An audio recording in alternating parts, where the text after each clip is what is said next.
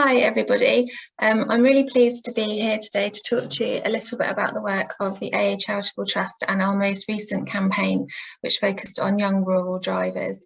My name's Lorna. I've worked for the AA Trust for over 10 years now, and I thought I'd start just by telling you a little bit about us. Hopefully you can see the slides and the technology is working. So the AA Trust aims to launch one major road safety initiative around every 12 to 18 months.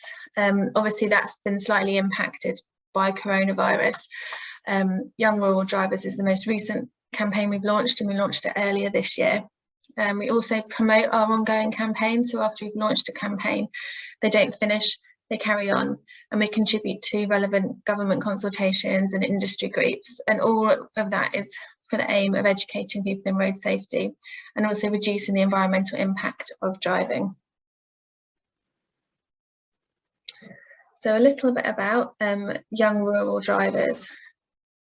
It's no secret that there are specific and considerable dangers on rural roads, and that some of those roads are, particularly dangerous for young drivers.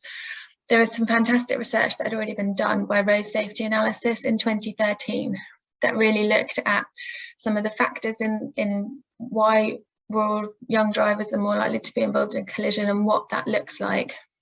But what we didn't know was looking at particular roads, so which particular roads were young drivers coming crashing in rural areas, and where those roads were. So that's something that we really wanted to look at more, to build up more of a picture of what those crashes, what contributes to those crashes, and also by looking at it geographically and regionally, we'll be able to really target people in the areas that needed to hear these messages most. So we split the campaign into two parts. The first part I'll talk to you about here involved the research and building an interactive map. So we worked with Agilicis through the Road Safety Foundation to do some really in-depth research, analysing around 6 years of crash data of crashes on rural roads that involved a young driver. We were lucky enough to get a grant from the Road Safety Trust that helped us to fund this, which was fantastic, and they've been really supportive of the whole process of the campaign. So we did the research, which showed us some really, really interesting insights into those crashes. In particular, one of the starkest and most sobering statistics that we found was that 7 in 10 fatalities involving young drivers happen on a rural road, which is, it's not a good statistic for young drivers. We then took the data that Agilicis and Road Safety Foundation had analysed for us. They put it into a report, and then they used that to build an interactive map. So if you see here, this link here on the slides, if you were to follow that, I won't do it now because I don't think my computer will support it. But if you were to visit this afterwards, you would come to a page like this.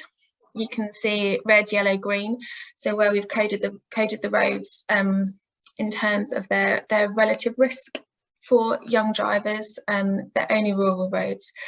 So you can go there, you can put in your postcode, and you can really see what the risk areas are near to where you live. Brian's going to talk a little bit more after me about the statistics, about the research, about how they built the map. So I won't spend too much time on that, but I would really encourage you to go and have a look at that. If you go to the AA website and search AA Trust, you'll find out all our campaign information there, and you'll be able to get both a full report and a link to the map. The second part of the campaign was called Caitlin's Hour, and it was really the human impact of what we discovered in our research. So the statistics were really interesting. The report we were really thrilled with it at the end. It showed some really good insights. But in terms of the human impact, for our purposes, in terms of talking to the media, it wasn't as informative as we would like it to be. So for the creative side of the campaign, we worked with some of our agencies that we work with anyway, and we formed a media partnership with Bauer, and through their network of Kerrang and Hits Radio, we created our own bespoke 1-hour radio programme celebrating the life of one young person who had tragically died in a rural road crash. So we've had fantastic support from Caitlin's family. Her mum had already been doing some brilliant campaigning work before we were put in touch with her to try and improve the safety of young drivers on rural roads. Caitlin was only 18 when she was killed. She was a passenger, her friend was driving, and it was there was nothing particularly out of the ordinary about the journey. It was a rural road, and I think it was the normalcy of it. There was no drink involved, there were no drugs involved. It just shows how dangerous young, inexperienced drivers can find rural roads. So we've got a short video that I can play here for you now, which summarises this element of the campaign. She said to me, "Do I look all right, ma'am?" And I said, "Yeah." That was the last time that we saw her alive.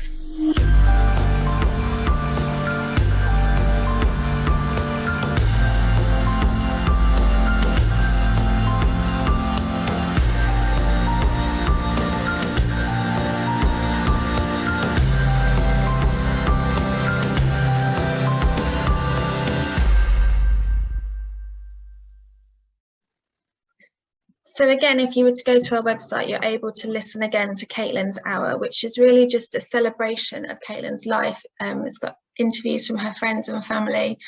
They play music that Caitlin loved, all with the purpose of celebrating her life to try and save more young lives on the roads. We were really delighted with how well the campaign did. If this lets me go to the next slide, I can show you some. Oops.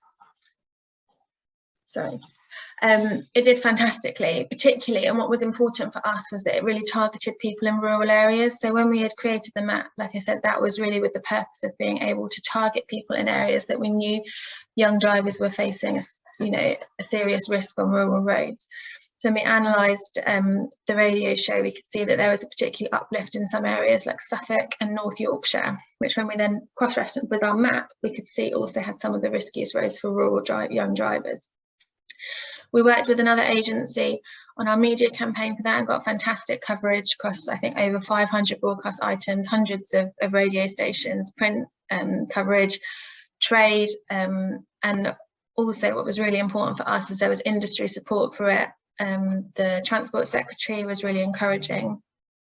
And also what was fantastically important for us was how Caitlin's family felt about the campaign, and her mum has continued to work with us. I'll talk about that in a minute, but she was really, really supportive of the campaign, and so Caitlin's Hour has become really important to them, which is just, means an awful lot to us. In terms of where the campaign's going next, we always like to make sure that after you've done the big launch, and we were able to do two elements to that with the research and then with Caitlin's Hour, and that's then evolved. So at the moment we're working on Caitlin's Message. So we've been working with First Car, which is a publication that specifically targets new drivers and their parents or guardians. So it will be in test centres, and they've also got a database that they've been emailing. They've done a brilliant article about Caitlin's Hour, and we've done a message from Caitlin, which is a first person message from Caitlin, just warning people about those dangers, which her mum wrote, which is really powerful. We've also been involved in some road peace events, and Edmund King and Sharon, who is Caitlin's mum, will be talking at a young driver focus event early-ish next year about Caitlin's Hour and Caitlin's Message, and just trying to really get that, keep the campaign going, keep the momentum going, and make sure people are using the map as a resource. We're trying to encourage our driving instructors to use it as a resource with their pupils. So if they are working in an area that we know, you can go on the map and find out which roads, should be talked about, what are the dangers on them, why is it so important for young drivers to understand the risks of rural roads and how to drive safely on them. So I think that probably brings me to the end of my time. I'll hand over to Brian, who's going to give you a bit more detail about all of the research and some more detail on that. Good afternoon. I'm going to talk about some of the analysis that was carried out for this project. I'll firstly say thank you to the Road Safety Trust, who sponsored this work, and the AA Charitable Trust, who led this work. I'm Brian Lawton from the Road Safety Foundation, And I'm also very grateful to colleagues at Agilysys who carried out much of the data analysis that I'm going to talk about today. This data analysis focused on rural roads, as Lorna's talked about already. We used 6 years worth, 2013 to 18, of Stats 19 crash data. For this work, we used a definition of young drivers to include 17 to 24-year-olds inclusive, and we excluded motorcyclists. We were primarily interested in car drivers. We also used lots of comparative ratios. I'm hoping I'll explain quite clearly what they mean as we go on. But the reason we're doing that, we know that young drivers are a particular risk on the road. The question is kind of where they're disproportionately at risk, even given that they're relatively high risk. Hopefully I'll explain a little bit more about what I mean, or it'll become clearer as I explain things later on. This first graph, as the title suggests, percentage of reported injury crashes by driver age. If you were to add up the orange bars, they'd add up to around 100%. Similarly, if you added up the blue bars, they'd add up to around 100%. The orange is all roads, the blue is rural roads only. So you can see that, for example, around 16% of reported injury crashes on all roads involve a driver aged 17 to 24.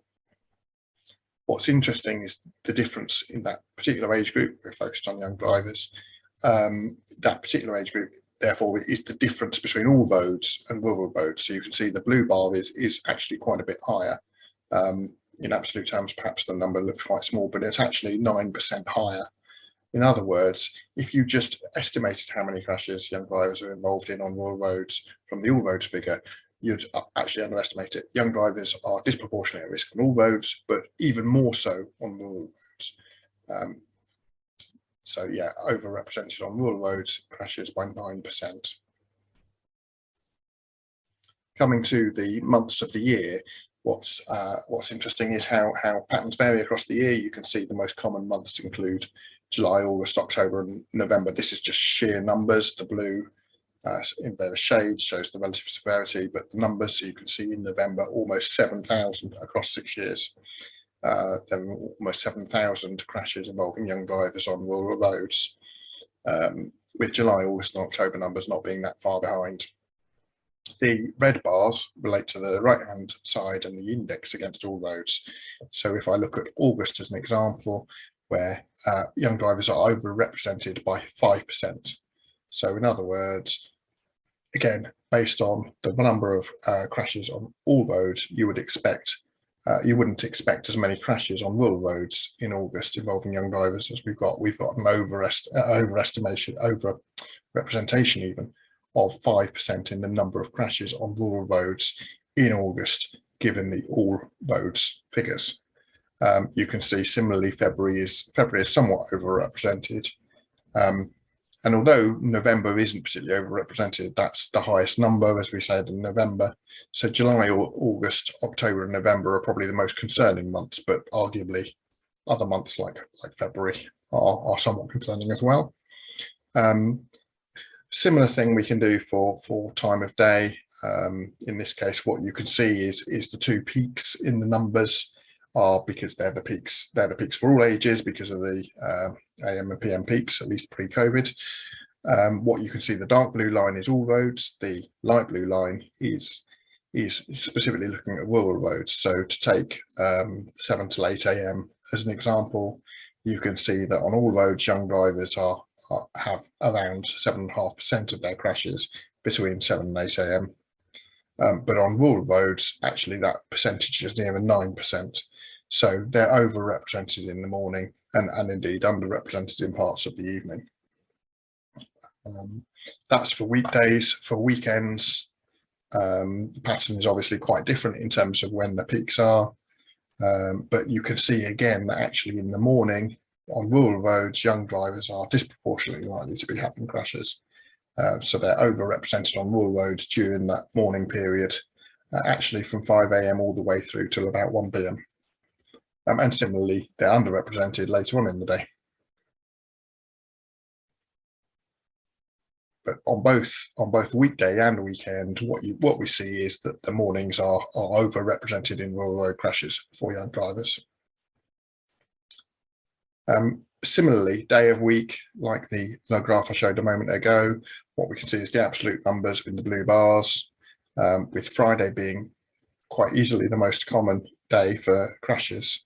And you can see that increase actually applies at the serious level to some extent as well. Friday, Saturdays, Sundays, higher number of serious. But certainly overall, the numbers on Fridays are the highest of any day. But the numbers in red again show the overall, indeed underrepresentation. So on a Friday, actually, based on the all roads numbers, this is about the number we'd expect on rural roads. It's that there are more crashes on Fridays on all roads, not just rural roads. What's perhaps most concerning is the overrepresentation on a Sunday, where there are actually the fewest crashes. But given the all roads figure, we wouldn't expect nearly as many crashes as that we've got even here. In other words, rural roads are overrepresented in young driver crashes on Sundays by around 5%.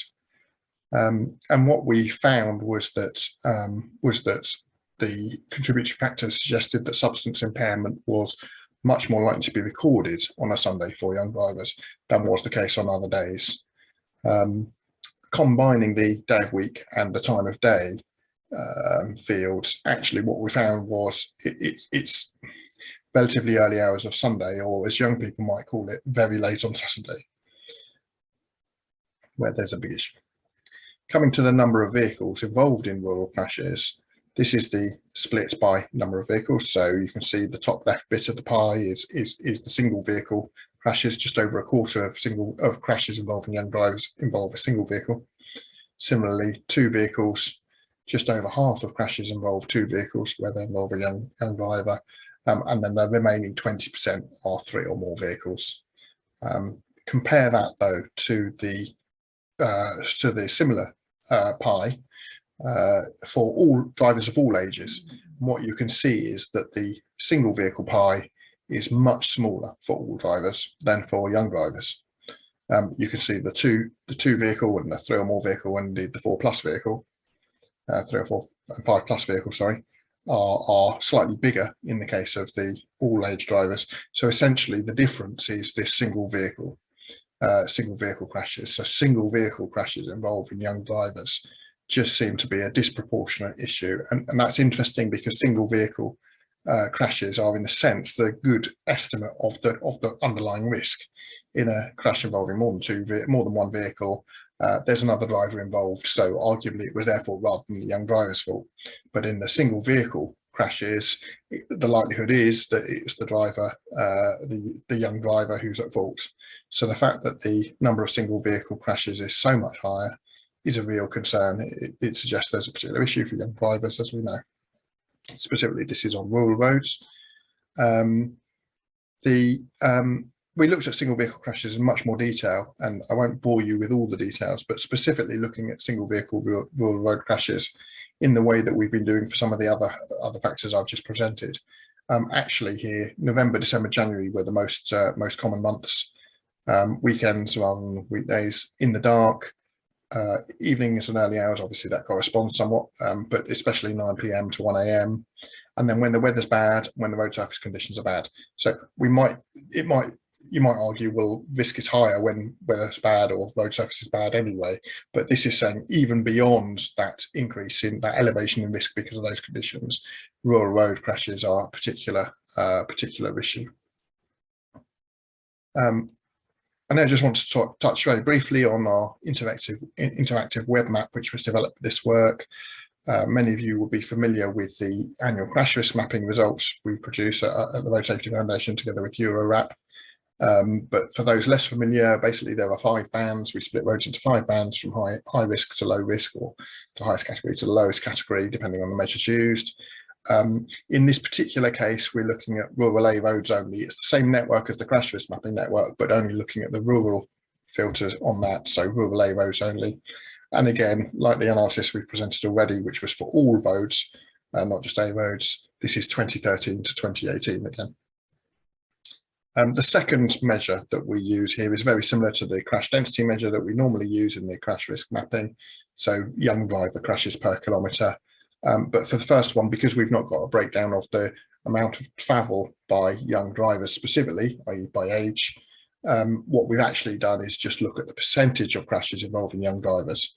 So yeah, our young drivers a disproportionately high or disproportionately low number proportion of the number of crashes on the road concerned. Now, if I share the right buttons, I'll be able to set you to the tool itself. Just bear with me 1 second. And I'm hoping that that's come up on your screen as well now. And you can see here the map with lots of green, which is the lowest risk, and lots of yellow, the second lowest risk band. But you can see there are some orange, some red, and some black. The scale is explained on the right-hand side here. So here we're looking at the rural routes by percentage of all crashes. So what proportion of crashes on the route concerned involve young drivers. And if I zoom in on this route here, select this one just north of Newcastle, you can see that on this section of the A697, there were 125 crashes over the 6 years, of which 17% involved young drivers. So that's one of the lower proportions, 17%, about 1 in 6. And so that's in our lowest risk band, our best band, if you like, for this measure. Whereas you can see that if I just go slightly to the west and select this little black road here, and you'll see it turns blue when I've selected it. Much shorter road, only 24 collisions on this route, but almost half of them, 11 of them, involved young drivers. So that's why it's in the highest risk band. That's why it's in the black band on this particular measure. And orange and the yellow, orange, red in that order, obviously go from lowest to highest. So you can see how at any given rural A road, how it lines up. You can you zoom in or out anywhere in Britain on that one. Very similar colours wise, but represented slightly differently, just with the with the dotted lines, because of the just to distinguish. This is the crash density for young drivers, and again you can zoom in on any given road and you can select a green road. So this one in Wales here, what we've got is 179 crashes on this road, 38 involved young drivers, so about a fifth, but it's by density, so this is dividing the number of young driver crashes by the length of the route, and that's why it's in the lowest risk band. Just that ratio will be amongst the lower ones, and you can see how it varies again across the map depending on the number of crashes and the relative to the length. The one other thing I should say about on here is as well, if I just tick that off, it'll just make it slightly easier, but you can still see it if you've got them in, but you zoom in close enough to the map and you can see the locations of crashes, and you can see up here we've got black indicates a fatal crash, red a serious crash, blue a slight crash, and in any particular case you can just click on the crash and it will tell you a little bit more about it, the date, the time, and how many vehicles and casualties were involved. And you can do that on any that layer only appears when you're zoomed in close enough, but it will work even if you've got one of these layers on. If I zoom in close enough, there we are. The final thing to say on this is you can also see the list of sort of top worst 20 on both measures, so percentage of all crashes involving young drivers, and then the young driver crash density. So you can see our top 20, and if you select one, it will zoom you to that particular section of the map. So here we can see this is a particularly busy road. It's only a short section in this case, but it's got one of the worst crash densities based on the figures that we had for those 6 years. I'd like to finish on a more positive note than that, but I think my time's up. Thank you ever so much for listening, and enjoy the rest of your afternoon.